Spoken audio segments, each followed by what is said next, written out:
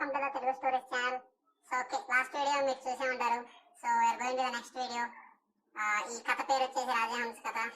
So please subscribe the channel and like the videos. Okay, going to the story. So అనగనగా ఒక రాజు మంచిగా పరిపాలిస్తూ ఉంటాడు. So ఆ రాజుకి ఒక కొడుకు ఉంటాడు. ఆ కొడుకుకి నాన్నగారు చేసే రాజ్య పరిపాలన పెద్దగా నచ్చదు. బికాజ్ రాజు కొంచెం హేట్రెడ్ గా సరిగ్గా పరిపాలన చేయడు. బట్ రాజు కాబట్టి ఇంకా గౌరవిస్తూ ఉంటారు అందరూ. సో ఒక రోజు ఏమవుతుందంటే రాజుకి ఆరోగ్యం చెడిపోతుంది అనమాట. సో చాలా మంది వచ్చి చాలా టెస్టులు చేస్తారు. చాలా అందరూ వచ్చి ఎంతమంది ఇంతవరకు రాజుకి సపరేట్ గా డాక్టర్స్ ఉండేవాళ్ళు.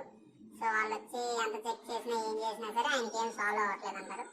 సరే ఒక రోజు ఒక ఆయన రాజు దగ్గర ఉన్న ఒక డాక్టర్ వచ్చి చెప్తారనమాట, ఏమండి రాజుగారు, ఇలా రాజహంస అనే ఒక పక్షి ఉంది. ఆ పక్షి కనుక తీసుకొస్తే అది దాని యొక్క మాంసం ద్వారా మీకు ఒక మందు తయారు చేయొచ్చు. సో దాని ద్వారా మీకున్న అనారోగ్యం అనేది సాల్వ్ అవుద్ది. అనారోగ్యం అనేది మెరుగుపడుతుంది, ఆరోగ్యంగా అవుతారు అని చెప్తాడు. అవునా, సరే అయితే వెంటనే ప్రచారం వేయించండి. ఎవరైతే ఆ పక్షిని తీసుకొస్తారో వాళ్ళకి నా రాజ్యంలో సగ రాజ్యం వాళ్ళకి ఇస్తానని అంటారు. సో ఇలా ఉంచితే అదే రాజ్యంలో ఒక ఇద్దరు జంట ఉంటారు, భార్యాభర్తలు ఉంటారు. సో ఆయన ఏం చేస్తాడంటే రోజు అడవికి వెళ్ళి కట్టెలు కొట్టి తీసుకొచ్చి అమ్ముకుంటూ ఉంటాడు అనమాట. వాళ్ళ లైఫ్ అలా గడుస్తూ ఉంటుంది. అయితే ఒక రోజు ఒక చెట్టుని నరుగుతూ ఉండగా ఒక పక్షి వస్తుంది అనమాట. చాలా పెద్దగా ఉంటుంది. సో ఆయన చూడంగా షాక్ అవుతాడు. సో అడుగుద్ది అనమాట, ఎందుకు ఇలా రోజు చెట్లు నరుగుతూ ఉంటావు? సో నేనుండే చెట్టుది, దీన్ని నరకమాక, నీకు నేను వేరే ఇస్తాను, నేను వీటిని నమ్ముకో అంటే. సో ఇంకా ఈ నరకకుండానే ఆ పక్షి ఏం చేస్తుందంటే, పెద్ద పక్షి కాబట్టి అక్కడ ఇక్కడ ఇరిగిపోయిన దొంగలు తీసుకొచ్చి నీకు ఇస్తూ ఉంటది అనమాట. సో అలా ఆయన జీవనాధారం అలా సాగుతూ ఉంటది. ఒక రోజు వాళ్ళ భార్య అడుగుద్ది, ఏంటి అసలు ఎంత ఈజీగా అవుతుంది, ఏమైంది చెప్తాడు. ఇలా ఒక పక్షి కనపడింది, అది రాజహంస పక్షి, అది నాకు రోజు సాయం చేస్తుంటే. అవునా, నేను నిన్నే విన్నాను, ఇలా రాజుగారు ఎవరైతే రాజహంస పక్షిని తీసుకొస్తారో వాళ్ళకి రాజ్యం ఇస్తానని. సో మీరు ఏం చేస్తారంటే ఆ రాజహంస పక్షిని తీసుకురండి అని చెప్తుంది.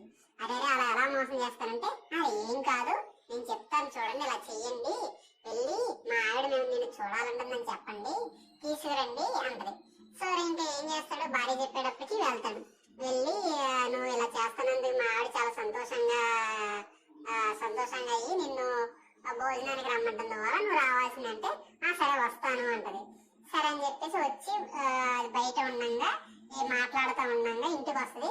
అలా ఆవిడ వెనక వాళ్ళే వచ్చేసి దాన్ని ఒక సంచిలో పెట్టేసి కట్టేస్తారు అనమాట. వెళ్ళి రాజుగారికి ఇచ్చేసి రాజుగారు మనకి ఆస్తి ఇస్తారని చెప్తుంది అనమాట. ఇంకేం చేస్తారని గబగబా వెళ్ళి రాజుగారికి ఇస్తారు. రాజుగారు ఏం చేస్తారంటే చూసి ఆనందంతో, ఇంకా నేను బతుకుతాను, నా అనారోగ్యం తగ్గిపోతుంది, నేను ఆరోగ్యంగా అవుతానన్న ఆనందంలో దాన్ని చూస్తూ బట్టలు చెప్తారు, దీన్ని తీసుకెళ్ళి కట్టేయండి, దీన్ని రేపు డాక్టర్ వచ్చిన తర్వాత, అదే చెప్పే కదా వాళ్ళకి డాక్టర్ సపరేట్ ఉంటారని, వాళ్ళు వచ్చిన తర్వాత చూద్దాం దీని సంగతి ఏంటంటారు. సరే కడతారు. ఈ సంగతి రాజుకు కొడుకు ఉన్నాడని చెప్పే కదా, ఆ కొడుకు చూస్తాడు. చూసి అనవసరంగా నీకోసం పక్షిని చంపేస్తావా, అది రాజహంస పక్షిని చంపేస్తావా నువ్వు అని చెప్పేసి ఎవరు లేకుండా వెళ్ళి దాన్ని గొలుసుతో కట్టేసి ఉంటే దాన్ని విడిపించేస్తాడు. మరి రాజుగారికి ఇంకా కోపం వస్తుంది కదా, ఎందుకంటే తన ప్రాణాన్ని కాపాడే పక్షుల కోసం కోపం వచ్చి నన్ను చంపాలని చూశాడు కాబట్టి ఇతన్ని తీసుకెళ్లి చెట్టుకి కట్టేసి చంపేయండి అని చెప్తాడు అనమాట.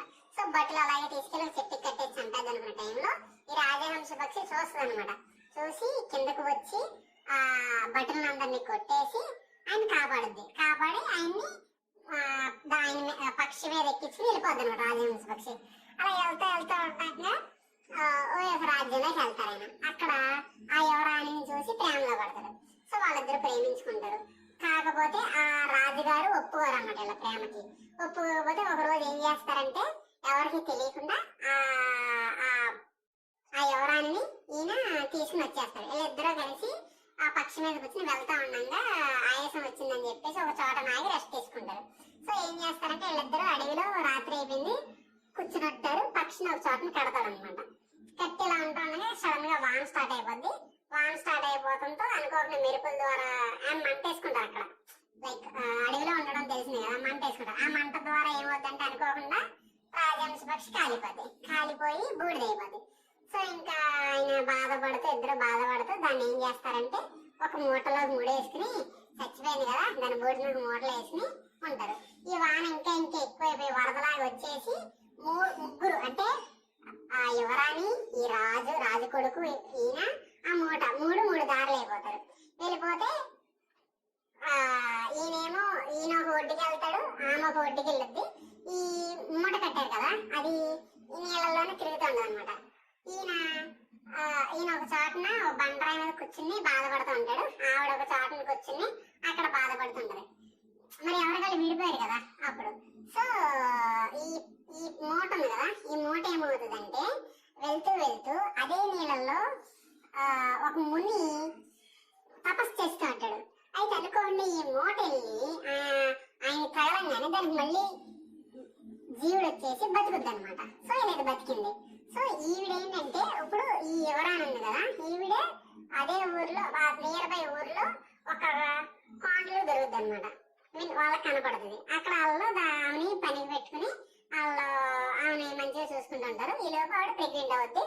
ఆవిడకి ఇద్దరు మగ పిల్లలు పడతారు. ఇద్దరు కూడా బాగా అల్లరి చేస్తూ ఉంటారు అనమాట, చాలా అల్లరి. అది అలా ఉంటే ఇప్పుడు ఈయన ఉన్నాడు కదా యువరాజు, ఓ పక్కకు పడిపోయాడు. ఈయన కూడా ఎతకడానికి ఎక్కడ హోప్ లేదు, రాజహంస చచ్చిపోయింది, ఇక కనపడట్లేదు. ఇంకా బాధతో అలా ఉంటే అదే ఊర్లో రాజు సంథింగ్ ఎలాగో చనిపోయాడు. సో నెక్స్ట్ రాజు ఎవరనేది అనుకుంటే ఆ రాజు కొడుకులు లేరు కాబట్టి ఆ ఊర్లో ఒక ఏలిక్కి ఒక దండ ఇచ్చి వరుసగా నుంచుంటారు కొంతమంది మగవాళ్ళు. ఎవరికైతే దండ వేస్తుందో వాళ్ళే రాజు అని చెప్పేసి అనుకుంటారు. సో అదే టైంలో మన యువరాజు ఉన్నాడు కదా, ఈయన ఒక బండరాయి మీద కూర్చుని ఉంటే ఆయన మీద తీసుకొచ్చి వేస్తుంది అన్నమాట దండ. సో ఇంకా ఆయన రాజు అవుతారు. ఇది ఇలా ఉన్నాగా అదే ఊర్లో ఇలా ఆవిడ ఉంటుంది. బట్ ఈయన చూసుకోడు, ఇప్పుడు ఎక్కడ ఉంటుందో తెలియదు కదా. సో ఈ పిల్లలు అల్లరి చేస్తున్నారని చెప్పేసి ఈ పిల్లల్ని తీసుకొచ్చి చిన్న జైలు అనేది ఉంటుంది, లైక్ శిక్ష వేస్తారంట జైలు వేసి పిల్లల్ని. ఎందుకంటే అసలు వాళ్ళ అల్లరికి అడ్డలేదు.